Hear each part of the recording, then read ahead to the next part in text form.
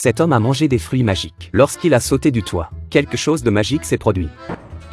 Son estomac s'est transformé en une boule ronde et a rebondi sur le sol.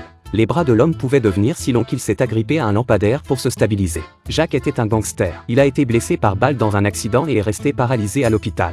Jacques était très en colère, mais son meilleur ami est venu lui rendre visite. Il lui a dit de se reposer et de ne pas se mêler des affaires du gang.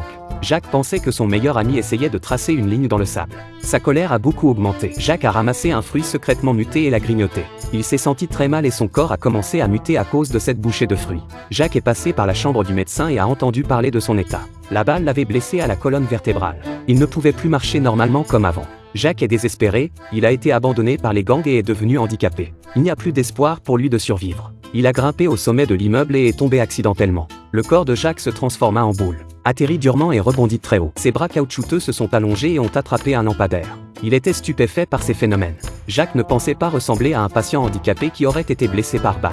Il s'est précipité à l'hôpital pour se faire examiner. Le médecin a dit que le corps de Jacques était devenu caoutchouteux. Il est choqué mais reconnaissant que son corps soit redevenu normal. Jacques a immédiatement appelé son meilleur ami pour lui dire qu'il était guéri. Mais son ami était devenu un gangster. Il ne voulait plus rien avoir à faire avec Jacques. Alors il a décidé d'agir.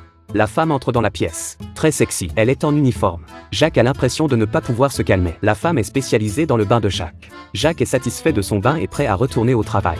Il ressent un bonheur extraordinaire. Jacques se retourne et découvre que la femme a mis de l'électricité dans l'eau. Mais il va bien. Comme son corps est fait de caoutchouc, il ne conduit pas l'électricité. Le plan d'assassinat de la femme a été découvert et elle s'est immédiatement enfuie. Jacques n'est pas du tout pressé. Il s'habille lentement et sort. Il tend le bras et attrape la femme. Jacques torture la femme et apprend qu'elle a été envoyée par son meilleur ami. Jacques était très en colère lorsqu'il a appris que son bon frère lui avait tourné le dos pour devenir le patron et qu'il voulait maintenant l'assassiner. Allongé sur son lit d'hôpital, il réfléchit attentivement et décide que sa blessure a été causée par son bon frère. À ce moment-là, une brise s'est levée et la télévision s'est allumée. Un personnage animé en sortit et étira le visage de Jacques. Il s'avéra que tous deux avaient été transformés en hommes de caoutchouc, avec des extensions corporelles infinies. À ce moment-là, un homme ouvrit la porte et entra pour rendre visite au patient. Mais il était en fait en train d'assassiner Jacques. Jacques tendit le bras et étouffa instantanément l'homme. Il a appris que son meilleur ami était en train de conclure un marché d'armes à l'entrepôt 7. Jacques soulève les couvertures, se lève immédiatement et se rend à l'entrepôt 7 pour comprendre ce qui s'est passé. Lorsque Jacques arrive à l'entrepôt, il trouve son meilleur ami qui vient de conclure l'affaire. Il a décidé que la personne qui allait lui faire du mal était son meilleur ami. Jacques n'a pas posé de questions. Il a commencé à se battre. Le corps de cet homme était fait de caoutchouc et il tendait les bras pour assommer les gens devant lui. Tout le monde a cru rencontrer un monstre et a sorti son arme. Mais toutes les balles rebondissent sur le corps de l'homme et leur reviennent inchangées. Jacques n'a pas voulu perdre de temps avec ces gens. Il les a tous assommés d'un coup de poing. Il s'est précipité sur les bons frères, prêt à se venger. Jacques saisit le col du bon frère et leva le poing. À ce moment-là, il s'est souvenu des serments qu'il avait faits. Si c'est son meilleur ami, il doit lui faire confiance. Jacques était un homme qui accordait beaucoup d'importance à ses sentiments. Jusqu'à la fin, il n'a pas pu le faire et il était prêt à abandonner sa haine.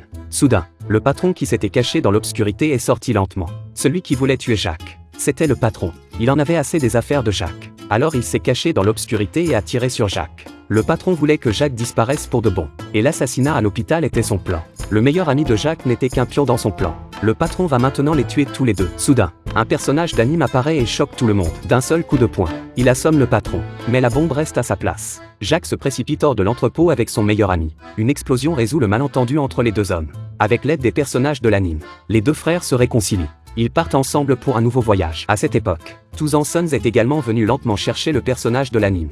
Il poursuivra son voyage pour devenir le roi des pirates.